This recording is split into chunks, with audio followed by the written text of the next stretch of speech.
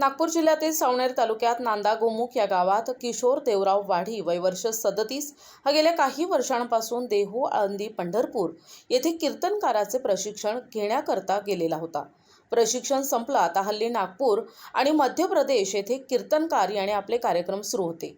गावोगावी जाऊन कीर्तन चालू होते, परंतु पांढुर्णा येथील सौसर तालुक्यात लोधीखेडाजवळ हिवराखेडी गावात राहणाऱ्या एका महिलेशी त्याचे प्रेमसंबंध होते। परंतु कीर्तनकार किशोर वाढी हा 2-4 दिवसांकरता आपल्या जन्मगावी नांदागोमुख येथे घरी आला असता परिवारातील सर्व सदस्य आणि गावातील संपूर्ण परिवार यांच्यासोबत आनंदात राहिला। परंतु त्या कीर्तनकारानं संत्र्याच्या झाडाला गळफास घेऊन आत्महत्या केली।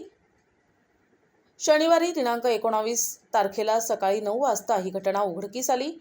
किशोर देवराव वाढी असं आत्महत्या केलेल्या कीर्तनकाराचं नाव आहे।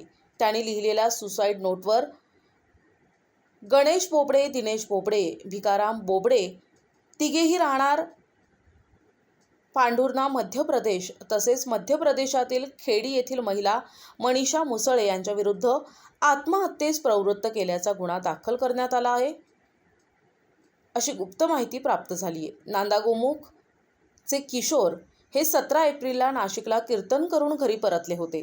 शनिवारी सकाळी त्यांनी नांदागोमुख शिवारातील रामू धनराज सातपुते यांच्या घराच्या जवळील शेतात एका संत्र्याच्या झाडाला गळफास घेऊन आत्महत्या केली।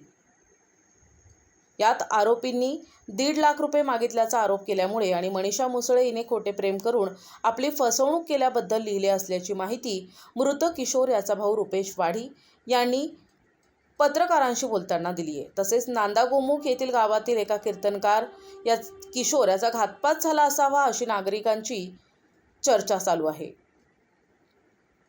पुढील तपास स्थानिक पोलीस करत आहेत। प्रतिनिधी मंगेश उराडे, NTV न्यूज मराठी, नागपूर।